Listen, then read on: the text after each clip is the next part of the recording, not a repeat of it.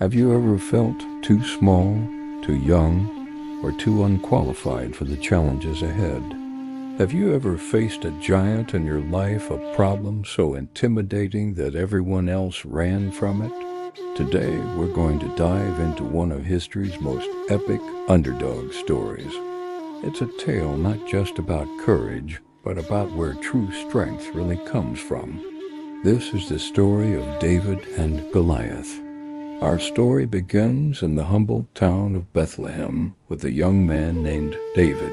He was the youngest son of Jesse, and while his older brothers were off being soldiers, David's life was much quieter. He spent his days in the fields, surrounded by the bleating of sheep. To anyone looking, he was just an ordinary shepherd boy, but God saw something extraordinary in him. One day, the prophet Samuel was sent by God to anoint the next king of Israel. He went to Jesse's house, and one by one, Jesse's strong, impressive sons were brought before him. They looked like kings, but with each one, God said, "No, this is not the one." God doesn't see as humans see. We look at the outward appearance, but the Lord looks at the heart. Finally, Samuel asked, "Are all your sons here?" Jesse admitted, "Well, there is still the youngest, but he's out watching the sheep." Imagine that the future king wasn't even invited to the ceremony. But when David was called in, a boy with a shepherd's tan and a heart full of faith, God spoke to Samuel. "This is the one." Samuel poured the anointing oil on David's head, and from that moment on, the Spirit of the Lord was with him in a powerful way. Soon after, Israel was at war with its old enemy, the Philistines. The two armies were camped on opposite hills, with a wide valley separating them. And every morning, from the Philistine side, a terrifying figure emerged. His name was Goliath.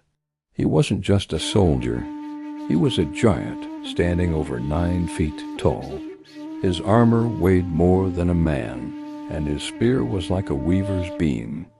For 40 days, Goliath would march into the valley and shout a challenge that made the entire army of Israel tremble. He'd mock them, saying, "Why don't you send out one man to fight me? If he wins, we'll be your slaves, but if I win, you'll be ours." He wasn't just taunting the soldiers. He was defying their God, and for 40 long days no one dared to answer. Fear had paralyzed the nation. Meanwhile, David was still back home.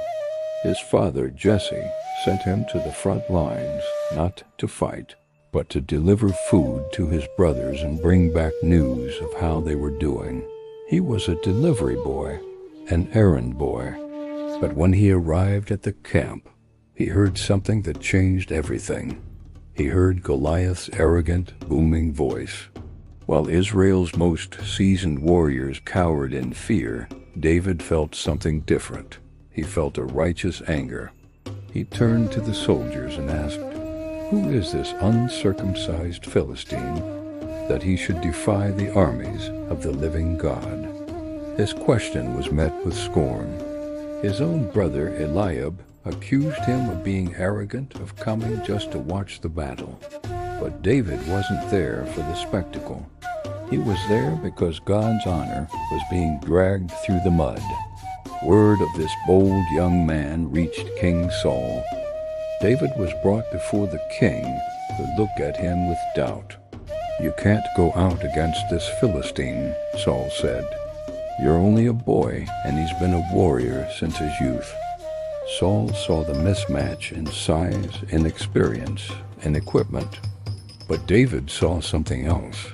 With a confidence that could only come from God, David replied, "Your servant has been keeping his father's sheep.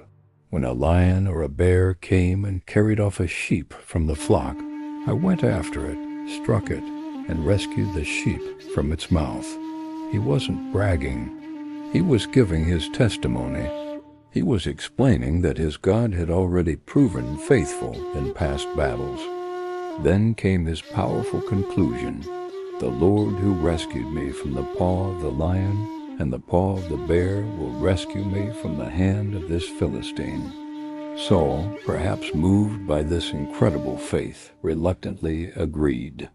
He tried to give David his own royal armor, a bronze helmet, a coat of mail. But David was a shepherd, not a soldier.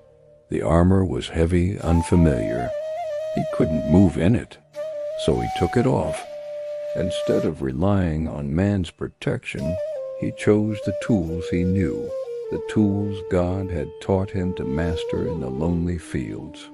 He picked up his shepherd's staff, his sling, and went to a nearby brook where he chose 5 smooth stones. That was it. No sword, no shield, no armor. Just a sling, 5 stones, and a mountain of faith. As David walked into the valley, Goliath saw him and scoffed. He was insulted. "Am I a dog that you come at me with sticks?" He roared, cursing David by his gods. He promised to tear him apart and feed him to the birds. The giant saw a boy. He saw sticks and stones. He saw an easy victory. But David saw the situation through the eyes of faith. He shouted back, his voice ringing with clarity and power, "You come against me with sword and spear and javelin, but I come against you in the name of the Lord Almighty, the God of the armies of Israel, whom you have defied." This wasn't a battle between David and Goliath. It was a battle between Goliath and God. David then made a bold prophecy. "This day the Lord will deliver you into my hands, and the whole world will know that there is a God in Israel." Then the action began. Goliath lumbered forward, confident and menacing. But David didn't shrink back. He ran. He ran toward the giant, toward the battle line. It was an act of pure, unhesitating faith. As he ran, he reached into his bag, took out one of his smooth stones, and placed it in his sling. He began to whirl it, faster and faster, with the expert precision he'd learned protecting his sheep. He let it fly. The stone shot through the air, guided not just by David's skill, but by the hand of God. It struck Goliath right in the forehead, the one small, vulnerable spot in his armor. The stone sank in, and the giant, the mocker, the seemingly invincible enemy, fell face first to the ground. A stunned silence fell over the valley. The impossible had just happened. David ran to the fallen giant, and since he had no sword of his own, he took Goliath's massive sword and finished the job. When the Philistine army saw their champion was dead, their courage shattered. They turned and fled in absolute terror, with the cheering army of Israel in hot pursuit. A great victory was won that day. David returned not just as a shepherd boy, but as a hero. The people sang his praises. But the true hero of this story wasn't David. It was David's God. David didn't win because he was strong or brave or skilled, though he was all of those things. He won because he knew that no giant is bigger than God. He faced his giant not with his own strength, but with God's. This timeless story is for every single one of us. We all face giants in our lives. They might be fear, anxiety, depression, addiction, a difficult diagnosis, or a situation that seems completely hopeless.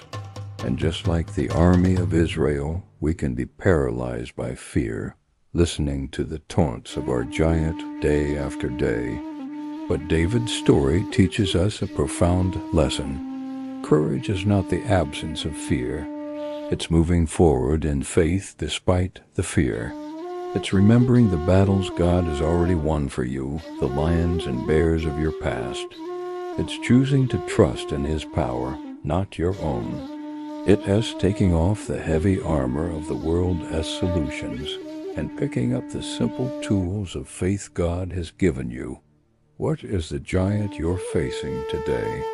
Whatever it is, remember this. The same God who was with David in that valley is with you right now. He can use anyone, no matter how small or overlooked, to achieve his great purposes. All it takes is one moment of faith, one stone of trust, to bring a giant down. Thank you so much for joining me today. If this story encouraged you, please give this video a like and consider subscribing for more content that inspires faith. Until next time, remember who you're fighting with.